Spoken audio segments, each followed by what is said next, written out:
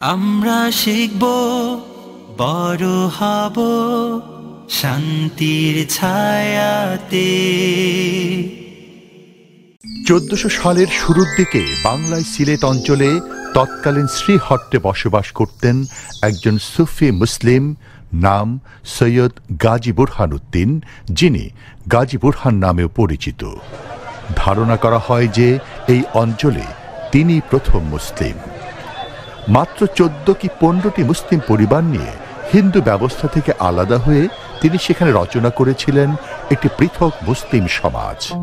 এর মাধ্যমে তিনি সেই এলাকায় ইসলাম প্রচারের কাজ চালিয়ে যেতে লাগলেন। আসসালামু আলাইকুম। ওয়ালাইকুম আসসালাম ওয়া রাহমাতুল্লাহ।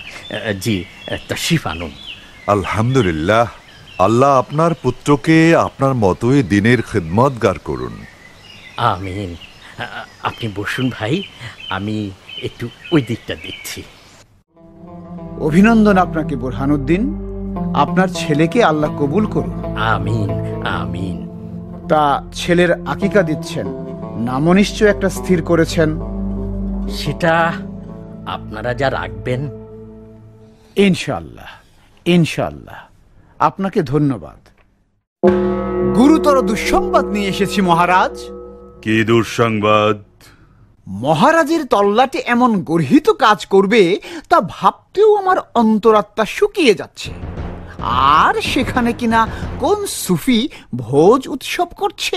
দূত, তুমি তো সংবাদ বাহক, সাহিত্য রচয়িতারাও।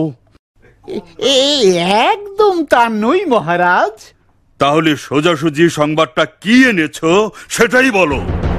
আপনার রাজ্যের একমাত্র মুসলিম নেতা সৈয়দ গাজী বুরহানুদ্দিন তার পুত্রের জন্মোৎসব উপলক্ষে গো হত্যা করে ভোজের আয়োজন করেছে। গতকাল বেলা দ্বিপ্রহরে আমরা সেটা সম্মুখ চাক্ষুষ করলুম। তারপর খোঁজ খবর আদি করে আজ আপনাকে অবহিত করছি, মুসলিম পাড়ার সব পরিবারের সদস্যরা তার বাড়িতে নেমন্তন্ন খেয়ে গিয়েছে। আমার রাজ্যে বসবাস করে গোহত্যা, তা দিয়ে ভোজ উৎসব, হেন স্পর্ধা ক্ষমা করা যায় না। যাও, এই মুহূর্তে বুরহানুদ্দিন ও তার নবজাতক পুত্রকে বন্দী করে নিয়ে এসো। গরু কুরবানি করে ছেলের আকিকা দেওয়ার অপরাধে রাজা গৌর গোবিন্দ বুরহানুদ্দিনের কঠোর বিচার করেন। তার নবজাতক পুত্রকে হত্যা করা হয় এবং বুরহানুদ্দিনের ডান হাত কেটে ফেলার নির্দেশ দেয়া হয়। শুধু তাই নয়, রাজা গৌর গোবিন্দ প্রজাদের উপর, বিশেষ করে মুসলমানদের উপর বরাবরই চরম অত্যাচার নির্যাতন করতেন। এ ব্যাপারে লখনৌতের সুলতান শামসুদ্দিন ফিরোজ শাহ কিছুটা অবগত ছিলেন। এ ছিল আমার প্রথম সন্তান। তাকে আল্লাহর দ্বীন প্রচারের জন্য তৈরি করা ছিল আমার অভিলাষ, কিন্তু তা পূর্ণ হতে দিল না। আমি এই নির্মমতার প্রতিকার চাই। শ্রীহট্টের সব মুসলিম পরিবারই রাজা গোবিন্দ কর্তৃক নির্যাতিত।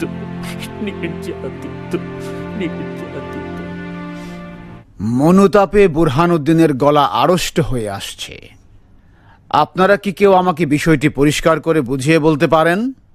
সুলতান আল আজম অনুমতি দিলে আমি ব্যাখ্যা করতে পারি। আপনি বলুন, শুনি। সুলতানে আজম, এই শিশু হত্যাকারীকে উপযুক্ত শাস্তি না দিলে ইতিহাস আমাদের ক্ষমা করবে না। সে শুধু শিশুপুত্রকে হত্যা করেনি কিংবা বুরহানুদ্দিনের হাতই কেটে নেয়নি।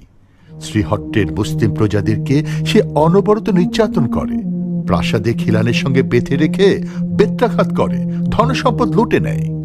অভিযোগগুলো আমাদের কাছে অনেক দিন ধরে আসছে সুলতান শামসুদ্দিন, এবং আজকে হাতে নাতে প্রমাণও পেলাম। অতএব আর বিলম্ব করা ঠিক হবে না। এর বিরুদ্ধে এখনই পদক্ষেপ নিতে হবে। সেনাপতি সিকান্দার শাহকে স্মরণ করছি। আসসালামু আলাইকুম। সুলতান আল আজম আমাকে ডেকেছেন? ওয়ালাইকুম সালাম সিকান্দার শাহ। আপনি শুধু আমার সেনাপতি নন, আমার পরম আত্মীয় বটে। আমার প্রিয় বোনের একমাত্র পুত্র আপনি। সুলতানে আজম, আদেশ করুন। মামা হিসেবে নয়, আমার সুলতান হিসেবে হুকুম তামিল করব ইনশাআল্লাহ। শ্রীহট্টের অত্যাচারী রাজা গৌরগোবিন্দকে বধ করার দায়িত্ব আমি আপনাকে দিচ্ছি। আদেশ শিরোধার্য সুলতানে আজম। আসসালামু আলাইকুম। সিকান্দার শাহের নেতৃত্বে সুলতান বাহিনী সিলেট অভিযান চালাবে এ খবর গোয়েন্দা মারফত আগেই জেনে যায় গৌরগোবিন্দ। তাই আত্মরক্ষার মজবুত প্রস্তুতি নিয়ে রাখে সে। সিকান্দার শাহ সিলেট অভিযান পরিচালনা করেন ঠিকই, কিন্তু রাজা গোবিন্দের বাহিনী তাকে শক্তভাবে রুখে দাঁড়ায়। এক পর্যায়ে যুদ্ধে বিরতি দিয়ে তিনি সুলতানের কাছে আরো শক্তিশালী বাহিনী প্রেরণের অনুরোধ জানান। সুলতান তখন সিলেটের পার্শ্ববর্তী সাতগাঁও রাজ্যের গভর্নর নাসিরুদ্দিনকে সিকান্দার শাহের সহযোগিতায় এগিয়ে আসার নির্দেশ দেন। মহান আল্লাহ কোরআনে বলছেন, হে বিশ্বাসীগণ, তোমাদের জন্য লড়াইকে আবশ্যক করা হয়েছে, যদিও তোমরা তা অপছন্দ করো। সম্ভবত তোমরা এমন কিছুকে পছন্দ করো যা তোমাদের জন্য মঙ্গলজনক নয়, আবার এমন কিছুকে অপছন্দ করো যা তোমাদের জন্য প্রকৃতপক্ষে মঙ্গলজনক।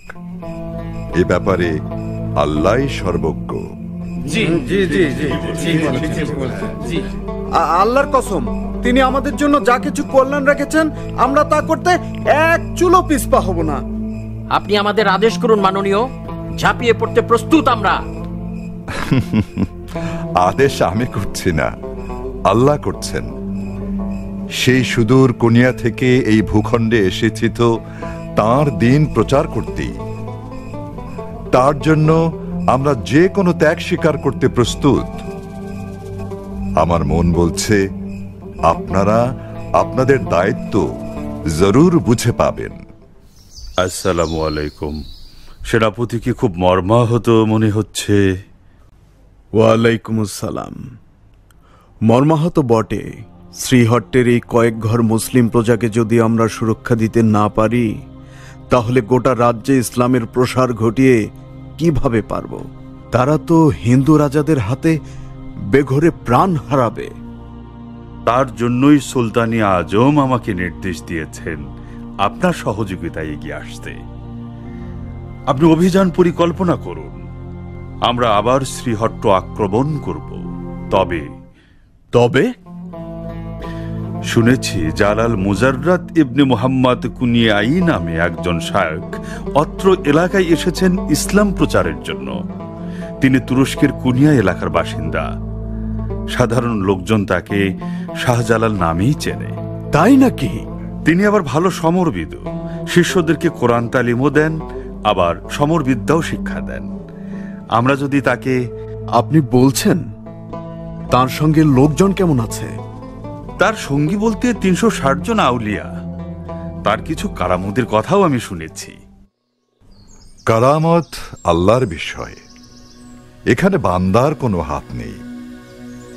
যে বান্দা আল্লাহর নির্দেশ মতো নিজেকে পরিচালিত করতে পারে, মহান আল্লাহ মেহেরবানি করে তাকে মাঝে মাঝে গায়েবী সহায়তা দেন।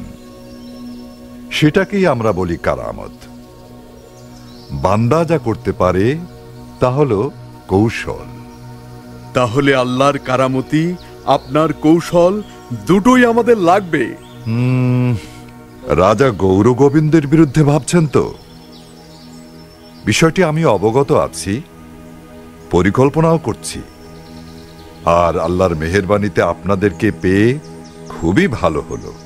আপনার সম্পর্কে ভালোভাবে অবগত হয়েছি। দায়িত্বপ্রাপ্ত সেনাপতি হিসেবে এই অভিযানের পুরো দায়িত্বটা আমি আপনার উপরই দিতে চাই। ইতিহাসে বর্ণনা থেকে জানা যায় যে হযরত শাহ জালাল রহমতুল্লাহ আলাইহ সিকান্দার শাহ এবং নাসিরুদ্দিনের সম্মিলিত আক্রমণ ঠেকাতে রাজা গোবিন্দ তার রাজধানীর চারপাশে গভীর ও প্রশস্ত নদী খনন করে রাখেন। কিন্তু শাহজালাল পানির উপর দিয়ে পরস্পর হাত ধরাধরি করে নদী পার হতে থাকেন। এ দৃশ্য দেখে ভয়ে গোবিন্দ সপরিবারে পলায়ন করে। কোন কোন সেনাপতি লড়াই করতে উদ্যত হলে তাদেরকে পরাজিত করে মুসলিম বাহিনী। অনেককে হত্যা করা হয় এবং অনেক বন্দী করা হয়। ইতিহাসবিদগণ বলেন যে রাজা গোবিন্দ আসামের বনাঞ্চলে পালিয়ে যান এবং বেশ কিছুদিন যাযাবর জীবনযাপন করার পর আত্মহত্যা করেন। আলহামদুলিল্লাহ, আলহামদুলিল্লাহ, আলহামদুলিল্লাহ। রাজা গোবিন্দের পতন হয়েছে, রাজা গোবিন্দ পালিয়ে গেছে।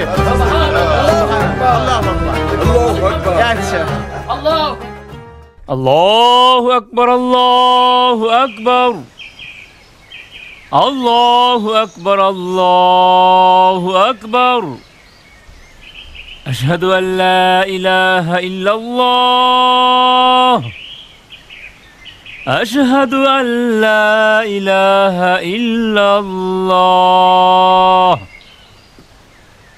আশহাদু আন্না মুহাম্মাদার রাসূলুল্লাহ, আশহাদু আন্না মুহাম্মাদার রাসূলুল্লাহ।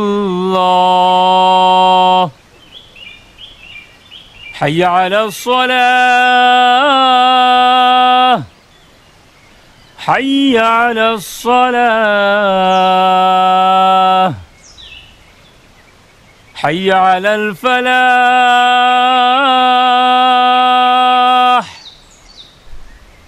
হাইয়া আলাল ফালাহ।